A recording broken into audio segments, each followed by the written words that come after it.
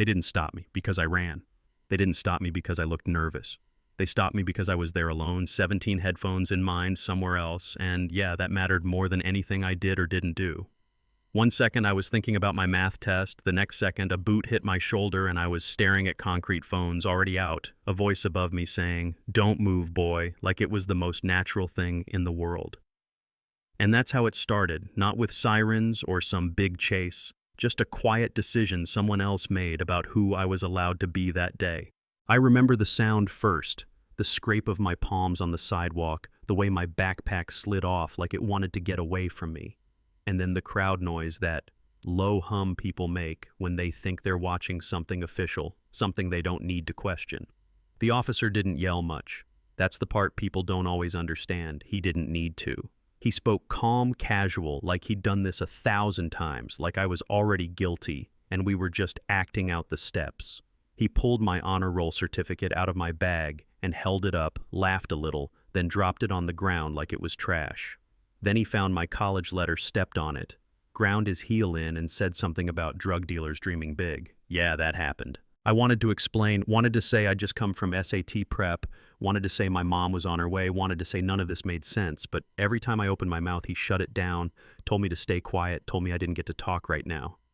And the worst part wasn't even the words. It was the way people looked at me, like they were already rearranging the story in their heads, like the kid they thought they saw walking down the street couldn't exist anymore, only the version this officer was giving them. You know what I mean? That moment when you feel yourself shrinking, not because you did something wrong, but because everyone decided you probably did. 30 minutes earlier, I was in a totally different headspace. I was walking home feeling light, like that good tired you get after studying hard. Backpack heavy with books and plans and things I thought actually mattered. I had my government textbook in there, scholarship essays, notes I'd rewritten twice because that's just how I was raised. My phone buzzed and it was my mom texting that she was running late meetings, dragging on again, pickup in a bit. I smiled, leaned against the window of the electronics store on the corner, sent back a thumbs up. I had no idea that 3 blocks away an officer was sitting in his car scrolling through an article about racial bias investigations, getting angrier by the second, looking for a way to feel in control again.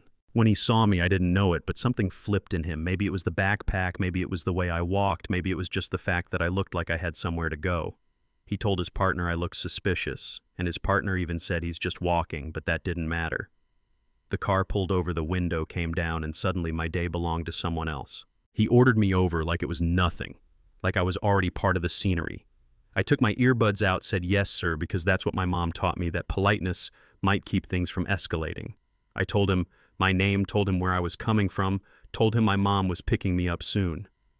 Every normal answer seemed to irritate him more. He told me to step out where he could see me, hand near his weapon, voice low and firm, and I felt that shift in my stomach, that moment where you realize logic might not help anymore. He pushed me against the wall, searched me harder than he needed to, narrated it like a performance, saying things loud enough for the crowd. When he said he wanted to check my backpack, my heart dropped, not because there was anything illegal in there, but because I'd already seen how this was going. He dumped everything out, papers everywhere, certificates in puddles, and I said, "Please, that's my stuff." And he laughed. A man from the store stepped closer, said I was a good kid, and the officer snapped at him to back up or get arrested too. That's when I knew this wasn't about me anymore, it was about him. Then he said he smelled drugs. I remember how confused I felt, like my brain couldn't catch up to the words. I told him I didn't use drugs, told him he could call my mom, said her name, said she was a lieutenant colonel. He laughed like I'd told a joke, walked back to his car. And I watched him open the glove compartment. I watched him pause. I didn't know what it meant yet, but my chest felt tight in a way I can still feel if I think about it too long. When he came back holding that little plastic bag, everything slowed down. He held it up for everyone to see, said he found it in my bag, and my world just tilted.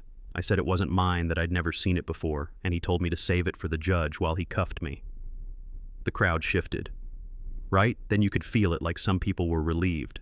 Like now the story made sense again. Smart kid with drugs happens all the time, right? As he tightened the cuffs, I saw my mom's SUV turning onto the street.